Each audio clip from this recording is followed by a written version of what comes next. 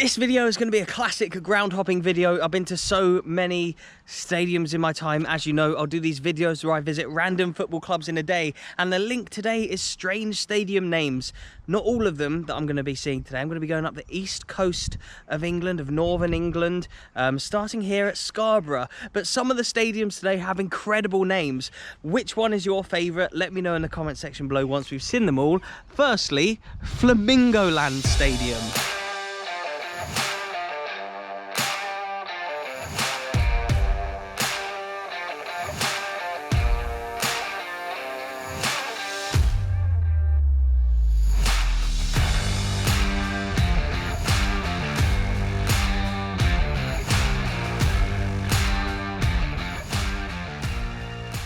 Right, yeah, so ground number one of this video, Scarborough, looks shut, sadly. I don't think I'm going to be able to get in here. I know they used to have an old ground that they used to play at. Look at that, their badge. No battle, no victory. A seagull on there. Obviously, a nod to the location of this place. It's a seaside town, and I guess that's why Flamingoland is the sponsor of the stadium. Is that the sort of pleasure beach or whatever? I take it is. Look at that, then we have like the sort of borough of Scarborough, Whitby. Scarborough. We are heading to Whitby very shortly, actually, for the next ground. So this Scarborough is actually a Phoenix club at the old Scarborough. Like I said, he's playing at an older ground, a different ground. If I remember rightly, as a kid, I think Scarborough might have played Chelsea in the FA Cup at their old ground. However, yeah, Phoenix club now, as the other one went out of existence, I think in 2007. For the first 10 years of this Phoenix club's life, they actually shared a ground until they moved here, until they moved to their own ground. How cool is that? I mean, there's loads of clubs that I visit, especially in Scotland. I live in Scotland, so I see things through like a Scottish lens, although I'm English myself. And whenever I see like a team from Scotland move, I'm like, or like leave their stadium or become a Phoenix club, the chances of them getting another stadium is very, very slim. East Stirlingshire folded as a club in the... Oh, they left their old stadium in the mid-2000s, and they've been sharing with other grounds ever since, almost 20 years now. And like Broom Hill, managed by Cy Ferry now, I don't know how they'll ever get their own stadium. They've just moved into Broadwood. I guess they're leasing it or whatever, but yeah, it's cool to see in England that there's even like money for these teams to be able to sort of move into their own stadium. Again, own might be in inverted commas there. I don't know if they own it or whether it's part of the council. There's like a big sort of leisure part attached to all this. Here's like a gym, swimming pool, I believe, as well. So less of just like a stadium in itself, but more of like a complete leisure complex for the community. They came third in the Northern Premier League last year, which means they move into the National League North.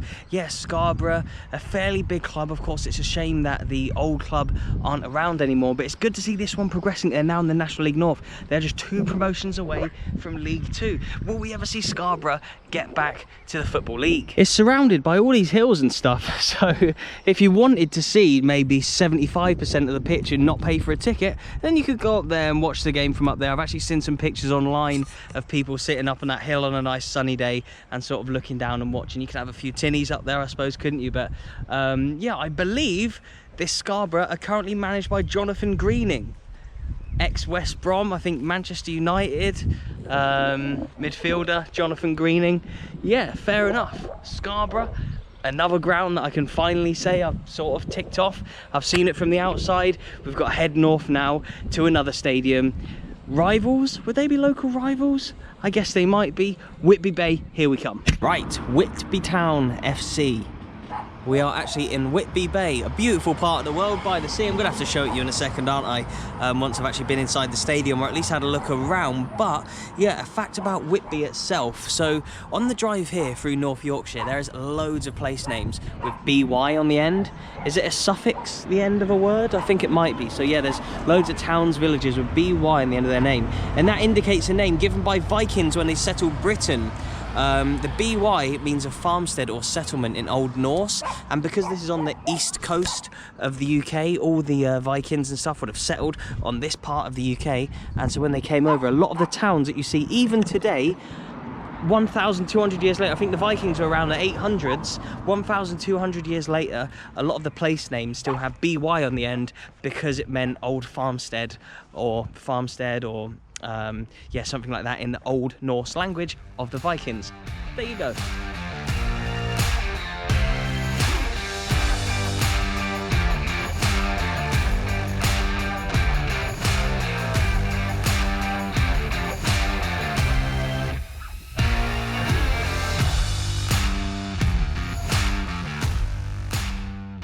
I'm Paul Connolly and I'm a media assistant at the football club. Perfect, mate. It's great just to bump into you outside just then. What level are Whitby currently at? So we're at step 7 of the English game, the pitching in Northern Premier League, along with the likes of Marske United that I know that you've visited as well. I'm just about to head there after this. Right, I'm heading north. Yeah, there you go. So going the other way. Yeah. And so I was at Scarborough earlier on. And what would you say the sort of like football scene is like in North Yorkshire?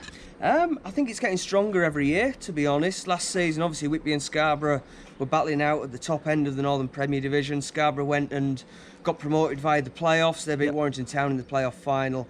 But yeah, I would say that certainly North Yorkshire in general, the football is getting a lot stronger. So you were just telling me about the 3 snakes that are on the badge? Yes, yeah. So the ammonites there, it's sort of a fossil coast. So these are the fossils that represent the coastline here along North Yorkshire, and then obviously the blue and white being the sea. Amazing. So that's our badge. And so what was the full name of the stadium, did you say? The Tobar Express Stadium at the Turnbull Ground. Wow, okay. A bit of a mouthful, this one. Yes, yeah, absolutely. Why the Turnbull Ground?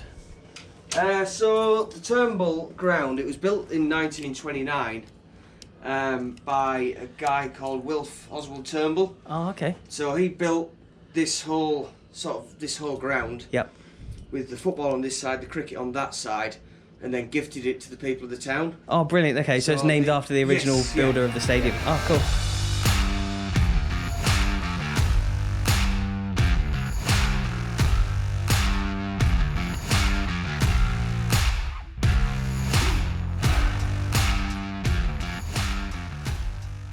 So that's Wembley in the Amateur Cup Final 65? Yes, yeah. So that year particularly, Whitby were an amateur club, obviously, but Hendon, who they played, had, I think it was 6 or 7 amateur internationals for England. Okay, yeah. So like Whitby were massive underdogs. Bit of an advantage for them. And did you win? No, they lost 3-1, but they lost the player in the first 10 minutes, and obviously no substitutions back then.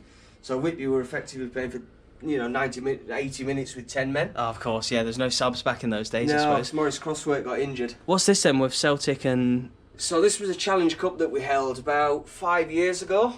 So AZ Alkmaar came over, Celtic came down, Newcastle came down. It was played over a weekend. So yeah, obviously the 2 games, then 3rd place and a final. You've just given me the programme from the tournament. Yes. With Celtic and Newcastle and AZ Alkmaar. Few familiar names for me. Sam Wardrop, he's been on the channel a few times. Robbie Dees. And Stephen Welsh, I think he's in the squad now. I've got a feeling. Yeah. And Robbie Dees is at Inverness just now. Amazing to see. And they've all played here? Yes, yeah. Cooper Miners? Cooper Miners, yeah. Bloody hell, he's played here as well? Yes, yeah. And what about Newcastle? Will we recognise any of their lads, do you reckon? May well do. I think Ivan Toney might even be in there. Really? Well, he certainly came down there. He's Dan Barlaser as well. Ivan Toney, yeah, there we go. Anybody else? I think Tony's sort of the biggest name on there, isn't he? Mate, so you've had some huge names play here. Yeah.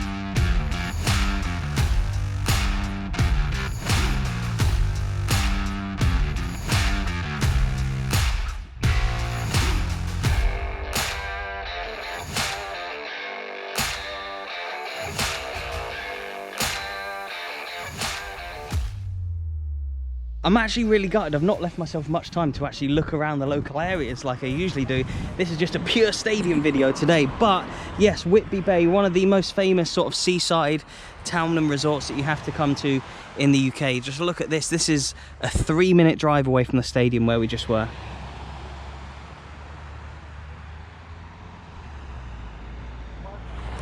Beautiful, isn't it? Absolutely love this. This is part of the job that I love the most. Exploring parts of the world where I maybe haven't been before. I think I might have come here as a kid, but I can't really remember. But yes, off to ground number 3 of the video, where you may recognise a familiar face. When I was doing my research into today's video, I knew I was going to visit, obviously, numerous stadiums in the day. I thought this one would be the best named stadium. Mount Pleasant it is called. Whereas I actually think that the Scarborough one might just be up there as well. What was it, the Flamingo Park or something like that stadium? God, I've had a long day. I've not done one of these for ages where I just drive about and visit loads of stadiums. I've forgotten how exhausting it really is, especially on a hot day like this as well. But yes, we are about to approach one of the best named stadiums in all of England.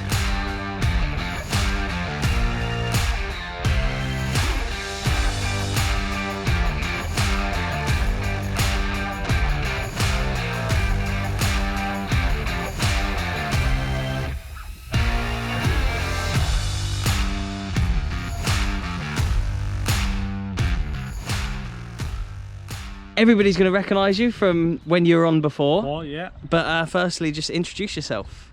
I'm Glenn Bowman, liaison officer at Marske United. Perfect. And I want to say it Marske United because I'm from the south, but it's Marske United as you say up north. Marske United, yeah. And you've had a really good season, the season just gone, haven't you? Explain to everybody how it went. Yeah, we finished second in the league. Yep. Fourth qualifying round in the FA Cup. Yeah. FA Cup top goal scorer. Right, which okay, we got yeah. as well. And we got promotion for the first time ever in our club's history to the Northern Premier League. Unbelievable. So next season, you'll be as high as the club has ever been. Yeah, in our 70-odd year history. And if you win the Northern Premier League, that's National League North after that, isn't it? It is, yeah. So you're 3 promotions away from Football League. Yeah, it's this is just the start of the journey, and we're on for a run. Yeah, mate, if Barrow can do it. We can. Exactly, exactly. Why should people come and watch a football game here? It's a community club at the end of the day. It's the heart and soul of our little fishing village here on Teesside. Every fan is made welcome, and we're just a one big family. Like all the sponsor boards around, they're the lifeblood of our club. Yep. And they'll help us going forward. We got Mount Pleasant Stadium. Yeah. I think one of the best named stadiums in England. Is it on a mountain? Why is it called Mount Pleasant? Do you know, or? Couldn't tell you. Can tell me. Yeah. Put you on the spot there. And so you say this part here, new stands going in. New stands, toilet block, and like refreshments. Yep. And so obviously promotion last season, record-breaking finish. Yeah. Of where the club is now. New stand coming. Joint record crowd. Joint record crowd. It's all going well for Marske. Average attendance of 550. You reckon it'll go up next season as well then? Yeah. Yeah. Well, it's only like 6-7 years ago. It was like 80. So it's come a long wow. way. Okay. Bloody hell, yeah.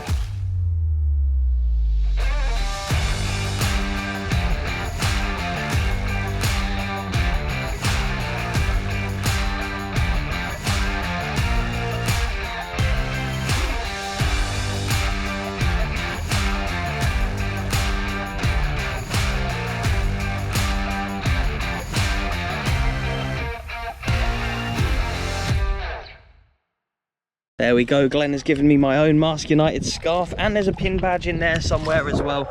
Always love meeting up with Glenn, absolutely lovely guy. I did a video with him, Glasgow City against Celtic, ladies, in the Scottish Women's Premier League last season. Did a video, I took a subscriber to a game, and then I don't think I really realised that Glenn was so connected with this non-league club here in Northern England, and so yeah, we stayed in touch, and here I am now finally seeing his club. So yeah, really cool stadium, good name as well, Mount Pleasant of course, and they are record breaking for where they are for next season. So yeah, really interesting club, glad I've been there. One more stadium to go. I've got to drive back to Scotland as well. This is a long old day. Google Maps has definitely taken me here. This is apparently, according to Google Maps, the home of Redcar Athletic Football Club, but it seems to me like, obviously, it's used for rugby, like a lot of the grounds I've seen in the last few days. North Yorkshire seems to be a haven for rugby and football, and I think a lot of the teams actually share. So yeah, we are at Redcar now, which I think the stadium is called Green Lane. So I think that the football team here is probably the best named football team that we've seen all day. Redcar Athletic FC, what a name that is. But yeah, I'm going to end the video here at Redcar. I believe, like I say, this is actually used as a football ground as well. In this little stand here. It's been quite the day, quite the adventure. Started off in Darlington, then filmed a York video, then filmed the video that you're watching just now, and I'm about to drive home to Scotland, which will get me home at gone 9 o'clock. So a really long day, but thank you for being here with me for this one. If you could remember to hit that like button, subscribe if you're new, that'd be amazing. I'll leave some videos on screen, please do click on one to carry on watching. Thank you very much, and I'll see you in the next one.